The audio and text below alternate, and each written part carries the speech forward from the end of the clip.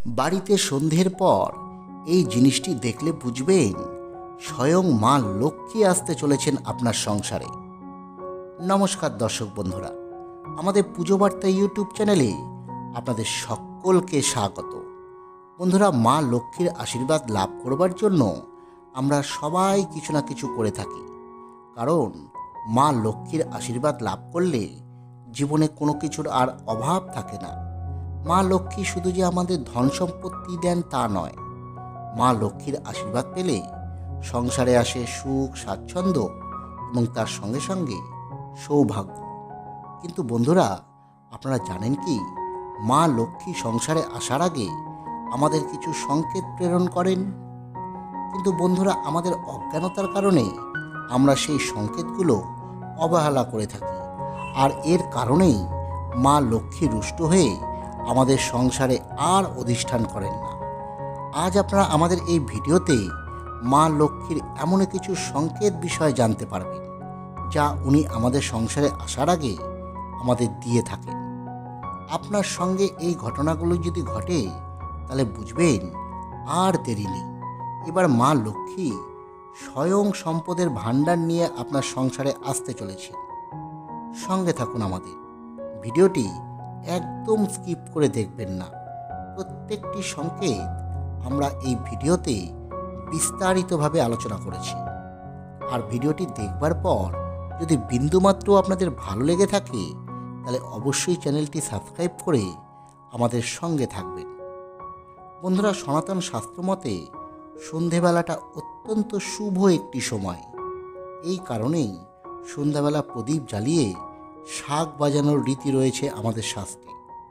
তাই বিশ্বাস করা হয় সন্ধ্যাবেলাতেই মা আমাদের ঘরে প্রবেশ করেন। তাই সন্ধ্যাবেলা আপনার বাড়ির ঘুলঘুলিতে কোনো পাখিকে বাসা বাঁধতে দেখলে বুঝবেন এটি আপনার সংসারে মা লক্ষ্মী আসার সংকেত। অনেক সময় বাগানের গাছে বা বারান্দার টবের গাছেও এই পাখিরা বাসা বাঁধে। সন্ধ্যাবেলা পাখিকে বাসা বাঁধতে দেখলে বুঝবেন যে এভাবে মা লক্ষ্মী নিজের আগমন বার্তা আমাদের কাছে প্রেরণ করছেন। আবার বাড়িতে পিঁপড়ে দেখলে আমরা অনেকেই অত্যন্ত ক্ষুব্ধ হই। কিন্তু আপনি জানেন কি, বাড়িতে দেওয়ালের গা ঘেঁষে সার বেঁধে কালো পিঁপড়ে যেতে দেখা তা মা লক্ষ্মীরই সংসারে আসার ইঙ্গিত। বিশেষ করে সন্ধেবেলা কালো পিঁপড়ে দেখতে পাওয়া অত্যন্ত মঙ্গলজনক। আপনার ঘরে কালো পিঁপড়ে দেখলে তা কিন্তু তাড়াবেন না, এতে মা অত্যন্ত রুষ্ট হয়ে যান। বরং তাদের ময়দা বা চিনি খেতে দিন। টিকটিকি দেখে আমাদের অনেকেরই ভয় লাগে, কিন্তু টিকটিকি মোটেই ক্ষতিকারক নয়। বরং শাস্ত্র বলছে বাড়িতে টিকটিকি দেখা অত্যন্ত শুভ। বিশেষ করে সন্ধ্যের পর টিকটিকি দেখা মা লক্ষ্মীর আগমনের বার্তা বহন করে। আবার স্বপ্নশাস্ত্র অনুসারে কিছু জিনিস দেখতে পাওয়াও অত্যন্ত শুভ।